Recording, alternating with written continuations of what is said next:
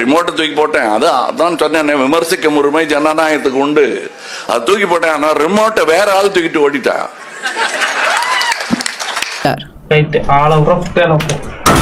இல்ல புரியல ஆண்டவரே, நீங்க எதை ரிமோட்னு சொல்றீங்கன்ட்டு சத்தியமா புரியல. நீங்க காசை தான் ரிமோட்னு சொல்றீங்களா இல்ல வேற எதனா ஒண்ணு சூசகமா சொல்றீங்களான்னு சத்தியமா புரியல. ஆகா, அங்க போக கூடாதுயா.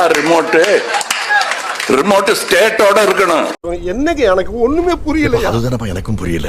வேற எதனா ஒரு கட்சி டிஎம்கே கூட கூட்டணி வச்சு உங்களுக்கு வர வேண்டிய காசை அவங்க வாங்கிட்டு போயிடுவாங்க. அதுக்கு முன்னாடி நீங்க முந்திக்கிட்டீங்க, அவ்வளவுதான். எதனா ஒரு டைலாக், உங்க டைலாக் யாருக்குமே புரியாத மாதிரி எதனா ஒண்ணு சொல்லிட்டு ஓடிடுறது நாட்டுக்கு தேவை.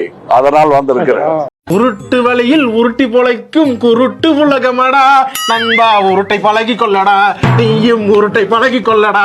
இப்ப கூட நீங்க ஒண்ணு சொல்லி நிக்கிறீங்க, சத்தியமா யாருக்குமே புரியல. அதை புரிஞ்சவரு அங்க இருக்கிற ஸ்நேகன் சாரா மட்டும்தான் இருப்பாரு போல. அவருக்கு என்ன புரியுதுன்னு எங்களுக்கு தெரியல. விழுந்து விழுந்து சிரிக்கிறார். நீங்க நார்மலா பேசினாவே ஒன்னும் புரியாதுன்னு சொல்றானுங்க, இதுல சூசகமா வேற பேசுறீங்க. சத்தியமா யாருக்கும் ஒண்ணுமே புரியறதுக்கான சான்ஸ் இல்ல.